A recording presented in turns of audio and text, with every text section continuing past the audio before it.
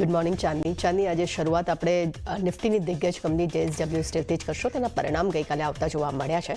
પરિણામ ફ્રન્ટ પર નજર કરીએ તો કોર્ટર 4નો નફો જે છે તે આપણને ઘટતો જોવા મળ્યો છે. લગભગ 3,741 કરોડની સામે ઘટીને આપણને 1,322 કરોડ પર નફો JSW સ્ટીલનો આવતો જોવા મળ્યો છે. રેવન્યુના ફ્રન્ટ પર નજર કરીએ ત્યાં પણ લગભગ આપણને 10% ઘટાડો જોવા મળ્યો છે અને 46,269 કરોડ પર આપણને આવક આવતી જોવા મળી રહી છે. એબિટાના ફ્રન્ટ પર નજર કરીએ ત્યાં પણ લગભગ આપણને 22.9%નો આપણે ઘટાડો જોઈ રહ્યા છે અને 6,124 કરોડ પર એબિટા આપણને આવતા જોવા મળી રહ્યા છે. માર્જિનના ફ્રન્ટ પર નજર કરીએ ત્યાં પણ આપણને શાર્પ ડિક્લાઇનના જ નંબર્સ જોવા મળ્યા છે. લગભગ 17%ની સામે આપણને 13.2%ના માર્જિન આવતા જોવા મળ્યા છે અને ઓવરઓલ જણાવી દઉં કે અનુમાન કરતાં પણ પરિણામ વધુ ખરાબ આપણને આવતા જોવા મળ્યા છે. એટલે JSW સ્ટીલનો જે કાઉન્ટર છે આજે થોડું ઘણું દબાણમાં જોવા મળી શકે છે. ત્યારબાદ નજર કરી લઈએ આપણે ઝી એન્ટરટેનમેન્ટ માટે.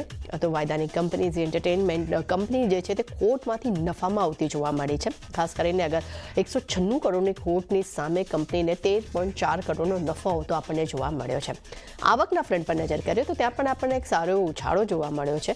લગભગ 3%ના ઉછાળા સાથે 2,169 કરોડ પર આવક આવતી જોવા મળી રહી છે. એબિટાના ફ્રન્ટ પર નજર કરીએ તો ત્યાં પણ આપણને સારો એવો ગ્રોથ જોવા મળ્યો છે.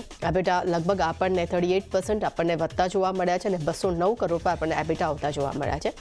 માર્જિનના ફ્રન્ટ પર વાત કરશું ત્યાં પણ આપણને પોઝિટિવ નંબર્સ જ જોઈ રહ્યા છે. 7.2%ની સામે આપણને 9.6% પર માર્જિન આવતા જોવા મળ્યા છે અને ખૂબ જ પોઝિટિવ સમાચાર જે છે, પોઝિટિવ પરિણામ જે છે તે આપણને ઝી એન્ટરટેનમેન્ટ તરફથી આવતા જોવા મળ્યા છે. એટલે આજે આ કાઉન્ટર ખાસ રડારમાં રહેશે અને ખાસ એમાં જેવું સારું એવું બાઉન્સ બેક જોવા મળી શકે છે. ત્યારબાદ નજર કરી લઈએ ઝાયડસ લાઈફ માટે. ઝાયડસ લાઈફના પણ પરિણામ આવ્યા છે કોર્ટર 4ના. નફાના ફ્રન્ટ પર નજર કરશો તો આપણને લગભગ બમણા કરતાં વધુનો નફો આપણને જોવા મળ્યો છે. 296.6 કરોડની સામે લગભગ 1,182 કરોડનો નફો આપણને ઝાયડસ લાઈફમાં આવતો જોવા મળ્યો છે. આવકના ફ્રન્ટ પર નજર કરીએ તો લગભગ આપણને 10.5%ની આવક વધતી જોવા મળી છે. 5,533.8 કરોડ પર આપણને તેની આવક જે છે તે આવતી જોવા મળી છે. એબિટાના ફ્રન્ટ પર નજર કરશો ત્યાં પણ લગભગ આપણને 30%નો ગ્રોથ જોવા મળ્યો છે અને 1,600 ને લગભગ 30 કરોડના એબિટા આપણને આવતા જોવા મળ્યા છે. માર્જિનના ફ્રન્ટ પર નજર કરીએ તો 25.2%ની સામે આપણને 29.5%ના માર્જિન આપણને ઝાયડસ લાઈફના આવતા જોવા મળી રહ્યા છે. અને અગર જ્યારે ઝાયડસ લાઈફની વાત કરું તો કહું દઉં કે US તરફથી જે માંગની રિકવરી આવી છે તેની પોઝિટિવ ઇમ્પેક્ટ આપણને અત્યારે ઝાયડસ લાઈફમાં જોવા મળ્યું છે અને આવનારા સમયમાં પણ આપણને એક સારું એવું બાઉન્સ બેક જોવા મળી શકે છે. ત્યારબાદ નજર કરી લઈએ બંધન બેંક માટે. તો નફાના ફ્રન્ટ પર નજર કરશો તો 93 કરોડ આપણને નફો ઘટતો જોવા મળ્યો છે. લગભગ 54.6 કરોડનો આપણને નફો આવતો જોવા મળી રહ્યો છે. NIIના ફ્રન્ટ પર નજર કરીએ તો ત્યાં પણ આપણને 100%નો ઉછાળો જોવા મળી રહ્યો છે અને 2,866 કરોડના NII આવ્યા છે. પરંતુ ગ્રોસ NPA અને નેટ NPAના નંબર્સ પર નજર કરું ત્યાં આપણને નંબર સારા છે. QOQ ધોરણે 8,135.5 કરોડથી ઘટીને 4,785 કરોડ પર આપણને ગ્રોસ માર્જિન આવતા જોવા મળી રહ્યા છે. નેટ માર્જિન પર નજર કરીએ ત્યાં પણ આપણને શાર્પ ડિક્લાઇન જોવા મળ્યું છે. આ નંબર્સ પણ સારા છે. 2,440 કરોડની સામે આપણને 1,348 કરોડના આપણને નેટ NPA QOQ ધોરણે નંબર્સ આવતા જોવા મળી રહ્યા છે. ગ્રોસ NPA રેશિયો પર નજર કરીએ તો રેશિયો પણ આપણને શાર્પ બમણો આપણને ઘટતો જોવા મળ્યો છે. લગભગ 7.2%ની સામે આપણને 3.84% પર આપણને નેટ ગ્રોસ NPA રેશિયો આવતા જોવા મળ્યા છે. નેટ NPA રેશિયો પર નજર કરીએ ત્યાં પણ આપણને સારા એવા નંબર્સ જોવા મળ્યા છે. 2.21%ની સામે આપણને ઘટીને લગભગ 11%ના આપણને નેટ NPA આવતા જોવા મળ્યા છે. ખાસ કરીને બંધન બેંકની વાત કરશું તો નફાને છોડીને બાકી બધા નંબર્સ આપણને ઘણા એક પોઝિટિવ નંબર્સ આપણને જોવા મળ્યા છે અને ખાસ કરીને ગ્રોસ NPA જે ઘટી છે તેનું ઇમ્પેક્ટ આજે પોઝિટિવ જોવા મળી શકે છે. ત્યારબાદ નજર કરી લઈએ બલરામપુર ચીની માટે. તો પરિણામ પર નજર કરશું. પરિણામ આપણને નબળા જ આવતા જોવા મળ્યા છે. નફાના ફ્રન્ટ પર નજર કરીએ તો લગભગ 20%નો ઘટાડો જોવા મળ્યો છે. 203.4 કરોડ પર નફો આવ્યો છે. આવકના ફ્રન્ટ પર નજર કરીએ ત્યાં આપણને લગભગ 1,491.5 કરોડની સામે ઘટીને લગભગ 3.8% ઘટીને આપણને 1,434 કરોડ પર આવક આવતી જોવા મળી રહી છે. એબિટા અને માર્જિનના ફ્રન્ટ પર પણ આપણને દબાણ જ જોવા મળ્યું છે.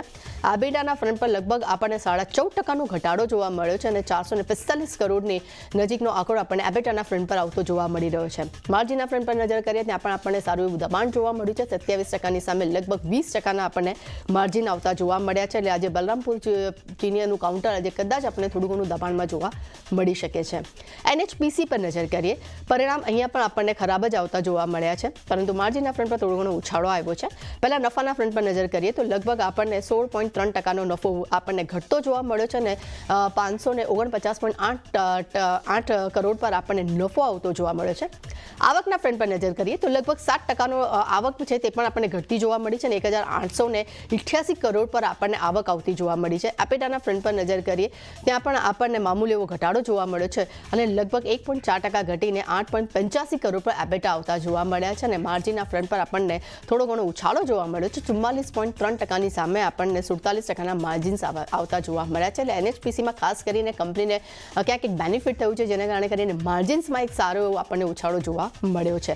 નો ડાઉટ એનું મેઇન રીઝન એ છે કે કંપનીને નવા ઓર્ડર્સ મળ્યા છે, જેનું ઇમ્પેક્ટ આપણને માર્જિન પર જોવા મળી રહ્યું છે.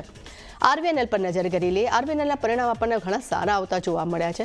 કંપનીનો નેટ નફો જે છે તે 33.2 કરોડનો નફો આવતો જોવા મળ્યો છે. રેવન્યુ પર નજર કરીએ લગભગ 7.4%ની રેવન્યુ આપણને વધતી જોવા મળી છે. એબિટાના ફ્રન્ટ પર નજર કરીએ ત્યાં પણ આપણને 22%નો ઉછાળો જોવા મળ્યો છે અને 456 પર આપણને એબિટા આવતા જોવા મળ્યા છે. માર્જિનના ફ્રન્ટ પર નજર કરીએ ત્યાં આપણને મામૂલી એવો ઉછાળો છે, 6.6%ની સામે લગભગ આપણને 6.8%ના આપણને માર્જિન્સ આવતા જોવા મળ્યા છે અને આપણે જોયું છે કે યરલી RVNLની આપણને ઓર્ડર બુક છે તે પણ આપણને ખૂબ જ મજબૂત જોવા આપણને મળી હતી. એટલે આજે આ કાઉન્ટર પણ રડારમાં રહેશે. ત્યારબાદ નજર કરી લઈએ શિપિંગ કોર્પોરેશન ઓફ ઇન્ડિયા. આના પરિણામ પર નજર કરીએ, અહીંયા પણ આપણને બહુ જ ખરાબ પરિણામ આવતા જોવા મળ્યા છે.